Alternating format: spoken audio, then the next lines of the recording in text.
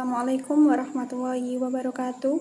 Perkenalkan, nama saya Ulfia Lailatul Saada, NPM 2014060279, absen 6, kelas 2F.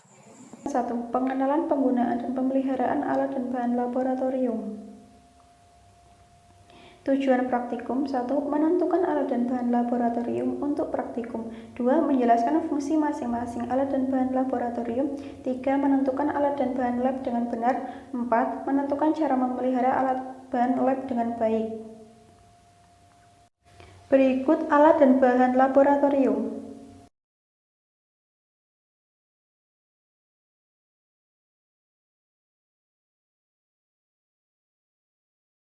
Selanjutnya, prosedur kerja dan hasil pengamatan. 1. Amati beberapa alat yang ada di laboratorium PA. 2. Identifikasi nama alat tersebut dan jelaskan fungsinya. 3. Masukkan data yang diperoleh dalam tabel. 4. Amati beberapa bahan yang ada di laboratorium. 5. Identifikasi dan jelaskan simbol yang ada pada tempat bahan. 6. Masukkan data yang saudara peroleh dalam tabel. Berikut ini alat laboratorium. 1. Beker gelas sebagai tempat mereaksikan bahan kimia, sebagai tempat menampung bahan kimia. Tabung Erlenmeyer untuk menampung bahan, larutan, dan cairan. 3. Gelas ukur sebagai alat ukur volume, larutan, atau cairan yang tidak membutuhkan ketelitian yang tinggi. 4. Labu takar untuk membuat larutan dengan konsentrasi tertentu dengan mengencerkan larutan dengan keakuratan yang tinggi. 5. Tabung reaksi, tempat mereaksikan dua larutan atau zat tertentu. 6. Mortar atau pistil untuk menghancurkan bahan atau sampel. 7. Spatula untuk mengambil objek yang sedikit atau dengan ukuran kecil. 8. Torso manusia untuk menunjukkan bagian tubuh manusia. 9. Kaca benda sebagai tempat objek yang akan diamati. Kaca penutup untuk menutup sediaan yang akan diamati. Cawan Petri sebagai tempat media untuk menumbuk mikroba. Tripod sebagai alat penyangga di saat proses pemanasan. 13. Respirometer untuk mengukur banyaknya oksigen yang diambil. 14. Paletes penguji kesamaan suatu larutan. Jangka sorong untuk mengukur panjang benda, diameter benda, kedalaman benda, dan ketebalan benda. Pipet tetes untuk mengambil cairan dalam skala kecil. 17. Kasa untuk menahan beker ketika proses pemanasan. 18. Gelas arloji, tempat saat menimbang bahan kimia. 19. Termometer untuk mengukur titik didih. 20. Lampu spertus untuk memanaskan larutan. Simbol pada laboratorium. 1. Eksplosif berfungsi untuk memberitahu bahwa bahan kimia di laboratorium yang memiliki sifat mudah meledak. 2. Flammable berfungsi memberitahu bahwa bahan kimia yang memiliki titik nyala rendah mudah terbakar dengan api. 3. Toksik berfungsi untuk menunjukkan bahan itu ada bahan yang beracun. 4. Korosif untuk memberitahu bahwa bahan memiliki sifat korosif, mampu merusak jaringan hidup. 5. Radioaktif bahan yang mengandung material atau kombinasi dari material lain yang dapat memancarkan radiasi secara spontan. 6. Full instant bahan yang bisa menyebabkan iritasi. Berikut mikroskop cahaya beserta bagian-bagiannya. Selanjutnya mikroskop stereo beserta bagiannya. Berikut kesimpulan praktikum. Kegiatan 2. Morfologi dan perkembangbiakan tumbuhan. Tujuan 1. Menjelaskan bagian-bagian tumbuhan. 2. Mengidentifikasi tanaman monokotil dan dikotil. 3. Mengidentifikasi biji tanaman monokotil dan dikotil. 4. Membedakan tanaman monokotil dan dikotil. 5. Membuktikan perkembangbiakan generatif pada alat dan bahan. Alat ada mikroskop stereo, pinset, cutter. Bahan ada jagung, padi, lengkuas, temulawak, singkong, bayam, cabai, tomat, terong, pisang, pepaya. Prosedur kerja dan hasil pengamatan. Organ tumbuhan tanaman jagung. Akar tunggang atau akar serabut. Akar tunggang antara lain yaitu lengkuas, temulawak, singkong, bayam, cabai, tomat, terong, pepaya. Akar serabut antara lain jagung, padi, pisang. Gambar struktur akar tunggang dan akar serabut. Berikut gambar batang tumbuhan dikotil dan monokotil.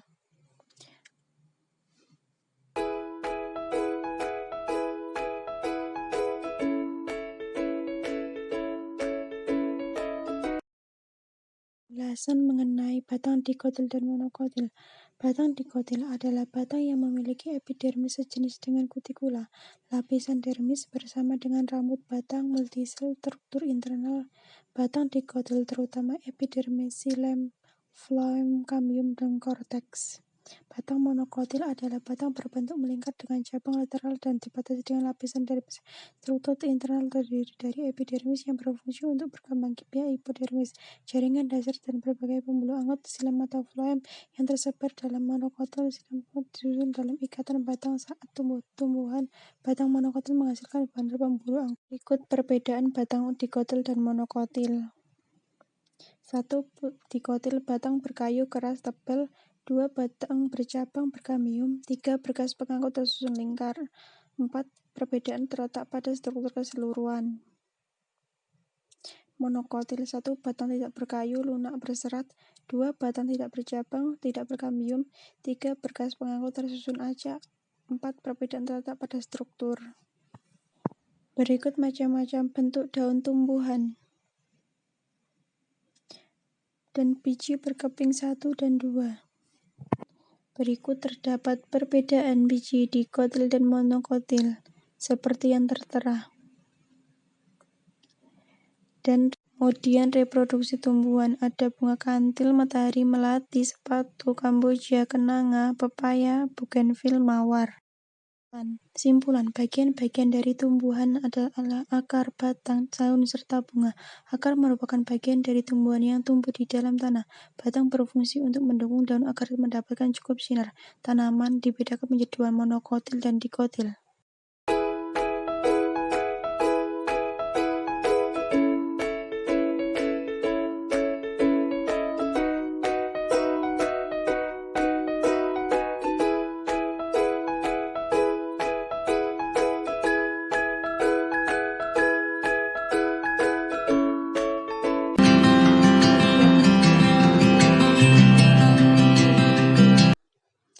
Tujuan 1. Mengidentifikasi morfologi hewan yang termasuk subfilum vertebrata. 2. Mengidentifikasi morfologi hewan yang termasuk subfilum invertebrata. 3. Mendeskripsikan masing-masing ciri morfologi hewan yang termasuk dalam subfilum vertebrata dan invertebrata. 4. Membedakan hewan yang termasuk dalam subfilum vertebrata dan invertebrata berdasarkan ciri-ciri morfologinya. 5. Menggolongkan hewan berdasarkan jenis makanan, tempat hidup, dan cara berkembang biak. 6. Mengidentifikasi daur hidup hewan, misalnya kupu-kupu. Alat dan bahan. 1. Toples. 2. Ikan, cicak, hamster, bekicot, capung, katak, burung, cacing, kupu-kupu, dan nyamuk. Kegiatan praktikum. Menggolongkan hewan. Berikut pengelompokan hewan yang termasuk subfilum vertebrata dan subfilum invertebrata. Penggolongan hewan. Dengan hewan yang sama didapatkan penggolongan hewan sebagai berikut, yang tertera pada tabel pengamatan pada layar tersebut.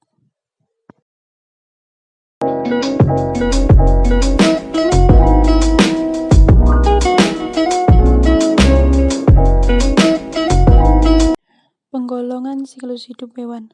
Perhatikan tabel pengamatan penggolongan siklus hidup hewan berikut ini.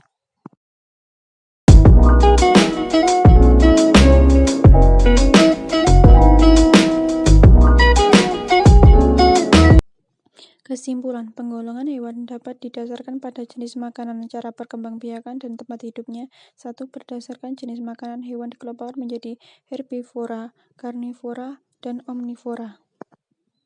2. Berdasar cara perkembangbiakan hewan dikelompokkan menjadi ovipar, vivipar, dan ovivipar. 3. Berdasarkan tempat hidupnya, hewan dibedakan menjadi darat, dan air.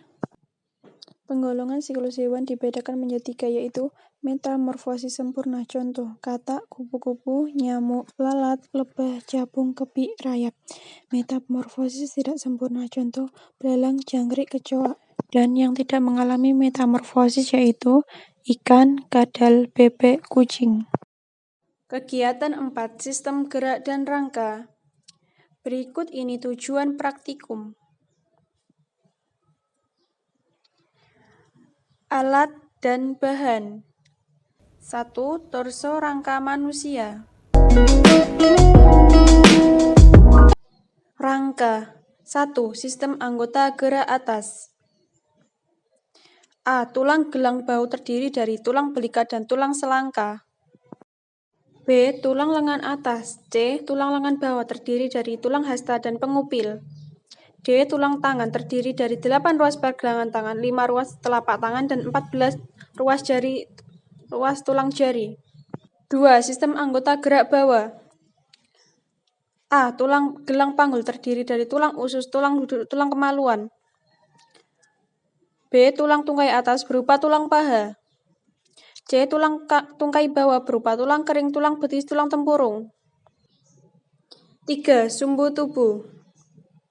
A. Tulang tengkorak. 1. Tulang pelindung otak, tulang dahi, tulang ubun-ubun, tulang belakang kepala, tulang pelipis, tulang baji. 2. Tulang lengkung visceral terdiri dari tulang pipi, tulang hidung, tulang rahang atas, tulang rahang bawah. B. Tulang belakang terdiri dari 7 ruas tulang leher, 12 ruas tulang punggung, 5 ruas tulang pinggang, 5 ruas tulang kelangka, 4 ruas tulang ekor.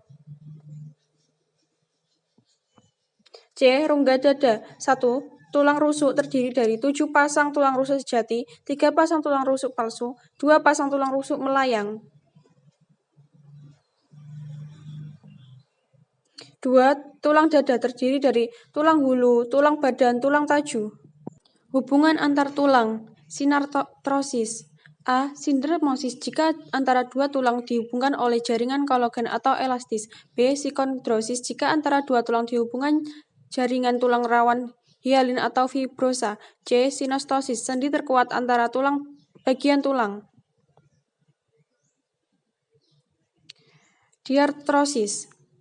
A. Sendi plana, misalnya ibu jari dan pergelangan tangan atau dua arah. B. Sendi engsel, misalnya tulang lengan atas satu arah. C. Sendi peluru, misalnya lengan atas dengan gelang bahu segala arah.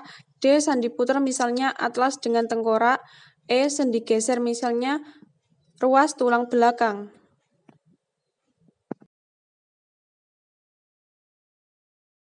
Otot lurik. Ciri otot lurik. 1. Bentuknya silindris, panjang, memiliki ribuan serabut. 2. Inti sel banyak di bagian tepi. 3. Terdapat pada otot lengan, perut, pipi, rangkah tubuh.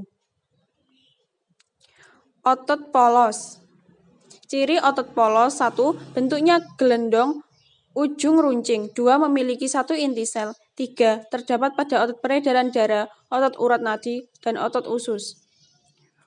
Otot jantung. Ciri otot jantung. 1. Bentuknya memanjang, silindris, serabut sel bercabang dan saling menyatu. 2. Hanya terdapat pada jantung. 3. Inti sel banyak di tengah. Kesimpulan, sistem gerak terdiri dari 2 macam, yaitu sistem gerak aktif dan pasif. Sistem gerak aktif disebut dengan otot, yaitu otot lurik, polos, jantung. Sedangkan sistem gerak pasif disebut rangka, terdiri atas susunan tulang-tulang. Tulang terdiri dari 3 bentuk, yakni panjang, pipih, pendek. Sistem rangka manusia terbagi menjadi 2, yaitu rangka poros tubuh yang terdiri dari tengkorak, tulang belakang, tulang rongga dada, dan rangka anggota tubuh yang terdiri dari bagian atas dan bagian bawah. Jenis hubungan antar tulang ada 2, yaitu sinartrosis dan diartrosis. Kegiatan 5. Makanan, sistem pencernaan, dan indera perasa. Tujuan praktikum yaitu 1. Membuktikan adanya kandungan gizi pada bahan makanan. 2. Menjelaskan sistem pencernaan pada manusia. 3. Membuktikan kepekaan lidah pada pengecap rasa. Alat dan bahan. Untuk alatnya terdiri dari betadin, pipet plastik, palet kecil, penumbuk, gelas kecil, sendok, pisau, saringan. Untuk selanjutnya yaitu bahan uji makanan, yaitu ada kunci, laos, sepuyer, kencur, kunyit, jahe, bawang merah, bawang putih, gula, mentega, pisang, temulawak, roti, tempe, tahu, nasi, telur, susu, garam, dan cuka. Berikut bahan uji minuman vitamin C ada tomat, jeruk, nanas, nutrisari, dan vitamin C. Pada pengujian zat makanan yang mengandung karbohidrat, terdapat langkah-langkah sebagai berikut. Yang pertama, siapkan semua alat dan bahan yang diperlukan. 2. Tumbuk halus bahan-bahan makanan yang sudah disiapkan. 3. Ambil secukupnya, taruh pada nampan tiap bahan yang sudah dihaluskan dan jangan lupa diberi label tiap bahan tersebut. Setelah bahan makanan ditumbuk dengan halus, lalu tetesi 1 tetes tiap bahan makanan tersebut dengan betadin. Tunggu beberapa detik sampai bereaksi, yaitu bahan makanan berubah menjadi warna biru kehitaman yang menandakan makanan tersebut mengandung karbohidrat. Jika tidak berubah warna, berarti makanan tidak mengandung karbohidrat.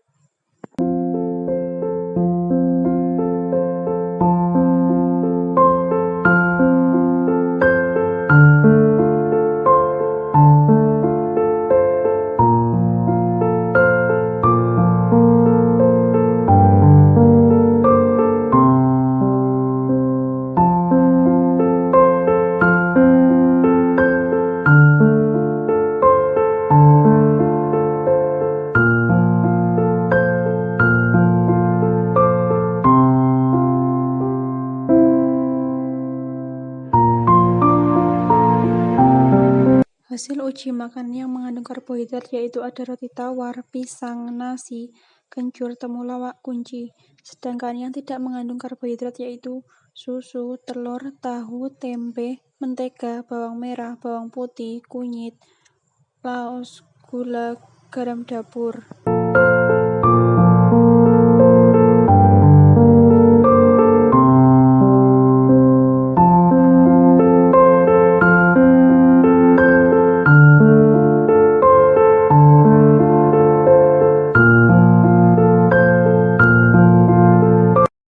Selanjutnya, proses uji vitamin C dengan meneteskan 10 tetes betadin hingga minuman menjadi jernih. Pada uji minuman yang mengandung vitamin C, semua larutan mengandung vitamin C dengan melakukan 10 kali tetes betadin sampai sedikit berubah warna pada larutan tersebut.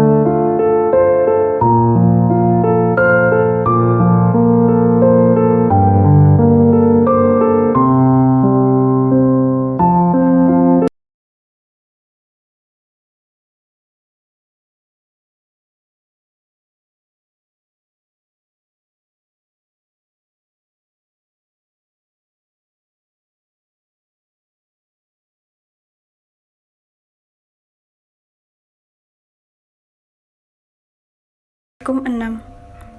Sistem pernapasan dan indera pembau. Tujuan praktikum: 1. Menjelaskan sistem respirasi pada manusia. 2. Membuktikan bahwa makhluk hidup melakukan respirasi. 3. Membuktikan bahwa proses respirasi menghasilkan CO2. 4.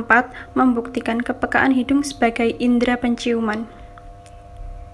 Alat dan bahan: kapur sirih, bawang putih, bawang merah, jangkrik, jahe, kecambah, kunyit,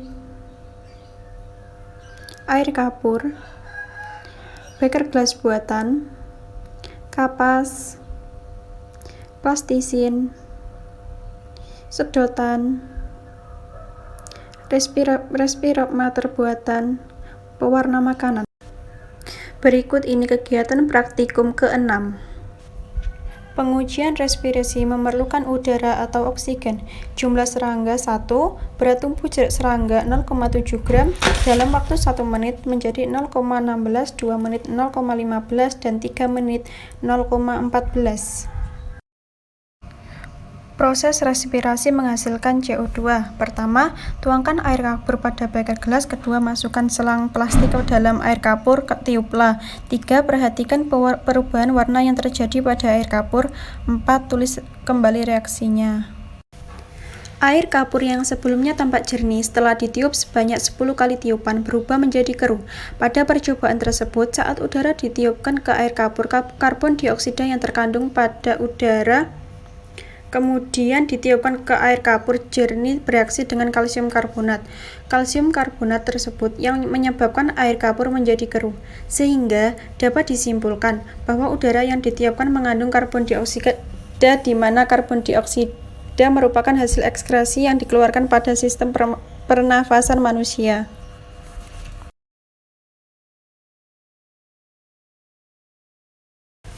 Selanjutnya, menguji kepekaan hidung. Bahan 1. Bawang merah, benar. Bawang putih, benar. Jahe, benar. Dan selanjutnya, kunyit juga benar.